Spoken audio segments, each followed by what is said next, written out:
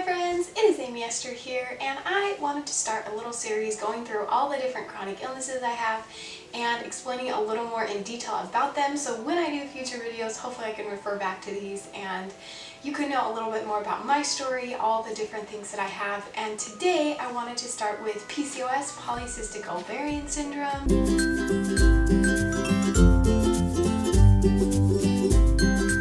So today I wanted to share with you my PCOS story, Polycystic Ovarian Syndrome. I have kind of a weird case of PCOS. In fact, I don't even know if I really have PCOS. It's kind of up for debate right now, but I don't really know what else to call it, so we're going to call it PCOS, and I'll just share with you my symptoms, my treatment, how I was diagnosed, and also how I wasn't diagnosed. We're just going to go through the whole thing today. So, if you don't know who I am Aimee Esther, and I have several chronic illnesses. I'm also a wife and a mother, and I make lifestyle and mommy videos here on YouTube, also a lot related to health because that is a huge part of my life. So basically all things life and motherhood, I like to make all those types of videos, and I would really appreciate it if you hit that subscribe button if you're interested in learning more about me. So let's talk about Polycystic Ovarian Syndrome, or PCOS. I'm going to tell you the typical symptoms and then I'll let you know my symptoms. The typical symptoms of PCOS are polycystic ovaries, as the name suggests, which are multiple cysts on the ovaries. Sometimes they rupture, sometimes it's just a bunch of cysts. But it's just a lot of cysts on the ovaries that you usually see in an ultrasound. It looks like little pearls on an ultrasound. And so typically you will have polycystic ovaries. It is part of the endocrine system, and so it causes symptoms other places too. It causes insulin resistance, so many people with PCOS, I should say women, it is only for women because it is in your ovaries, if that was not clear. It does cause insulin resistance though, and that can make women severely overweight and make it really difficult to lose weight.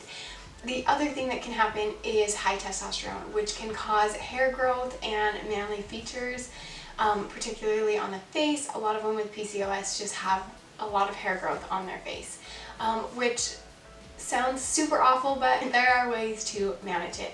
Another really common symptom is irregular periods, and this comes from the cysts on your ovaries, making it so you don't ovulate regularly, and it can make it really, really difficult to get pregnant because of that reason. So PCOS is one of the #1 causes of infertility, and so a lot of people with PCOS end up having to go through fertility treatments, whether it's things that I went through, which were simple things like diet changes and ovulation drugs, or going big with IVF, IUIs, things like that.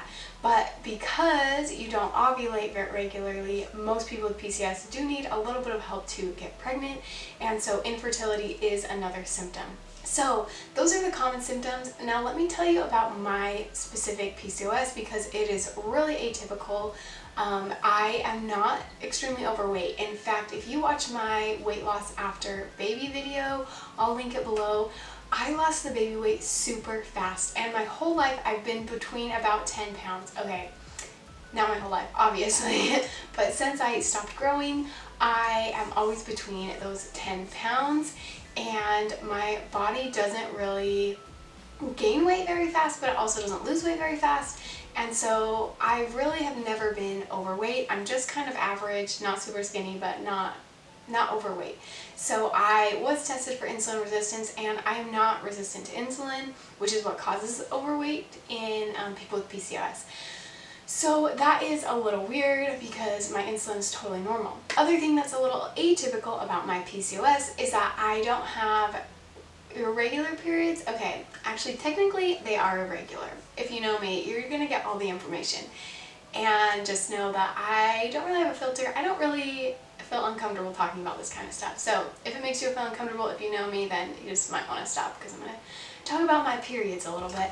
My periods are technically irregular according to my doctor. They are like 36 days apart, but I call it irregularly regular because they are long, so technically that classifies as an irregular period, but they do come about 5 weeks apart. So even though they are technically irregular because they are long, I can usually tell when I am going to start my period. It's pretty consistently around that 35-day mark. And so even though my OBGYN classifies it as irregular, I still kind of consider my periods regular, because most people with PCOS, they'll go months without having periods, or they'll have 2 in a row and then they'll go 6 months without having one. So mine are much more regular than other people with PCOS. Another thing that's a little different about mine, you're going to think I don't meet any of the criteria, but I'll explain why I was diagnosed with PCOS in just a minute. So the next thing is testosterone. So I don't have the hair growth because I don't have high testosterone. I do, however, I have my notes here, high SHBG.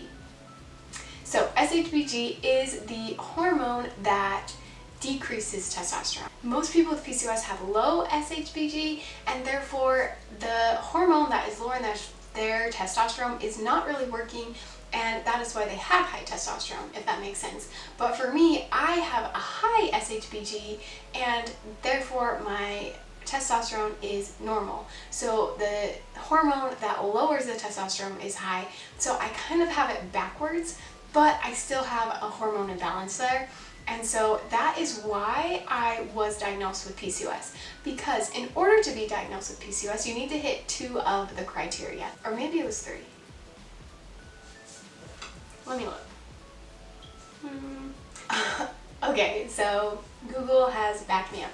You need to have 2 of the symptoms in order to be diagnosed. So for me, I have polycystic ovaries. On an ultrasound, I could clearly see them. The doctor could clearly see them.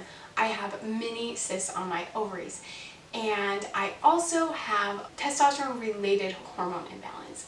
And even though it's not the typical one, I have hit those 2 criteria, and technically I do have irregular periods. But one thing that is a little different about my case of PCOS, or whatever is going on with my ovaries, is that I get a cyst every single month. I shouldn't say every single month. I would say about 90% of my periods, I get a cyst that ruptures. And it ruptures the day my period starts.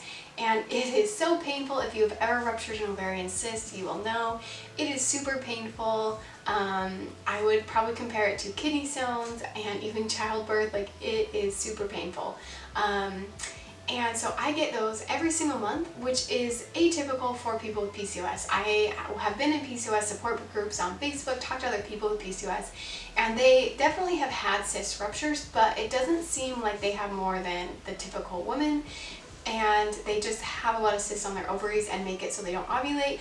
But for me, I every single month was getting a cyst and it was rupturing. So I went to an internist, and I was actually going for my other issues. I have lots of health problems.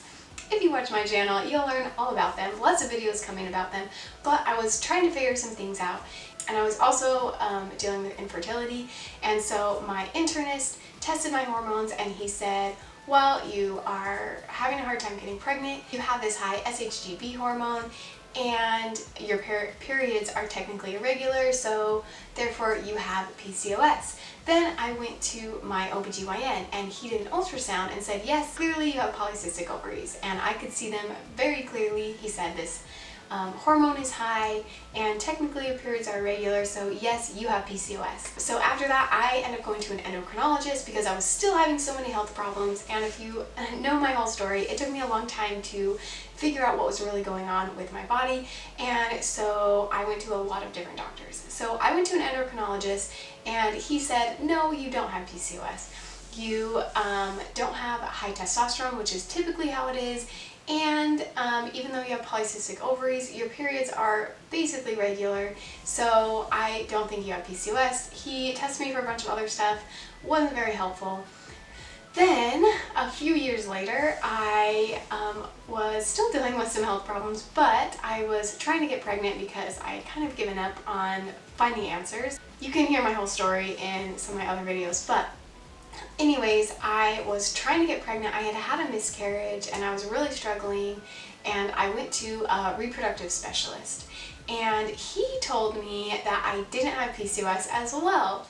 He said he would consider it, an ovulation disorder, and he said instead of ovulating, I develop a cyst on my ovaries which ruptures when my period starts, which technically you don't have a period if you don't ovulate. So technically I don't really have periods, even though it feels and looks like a period, but because I wasn't ovulating, I was having a hard time getting pregnant, but it wasn't technically PCOS. I just had lots of cysts on my ovaries. So I went and saw a reproductive specialist, and he told me, no, you don't have PCOS, you have an ovulation disorder. And instead of ovulating each month, you are developing a cyst, and it ruptures when your period starts, which technically you don't have a period if you don't ovulate. So I guess even though it feels and looks like a period, I haven't been having very many periods in my life, and instead of ovulating, my body just develops these giant cysts that rupture, and they're super painful, and so that is why I'm having a hard time getting pregnant, but I don't technically have PCOS. And I kind of agree with him on this one. It's kind of hard for me to say. I call it PCOS just for convenience, because it's a little tricky to just say I have an ovulation disorder. It sounds kind of weird. I don't know.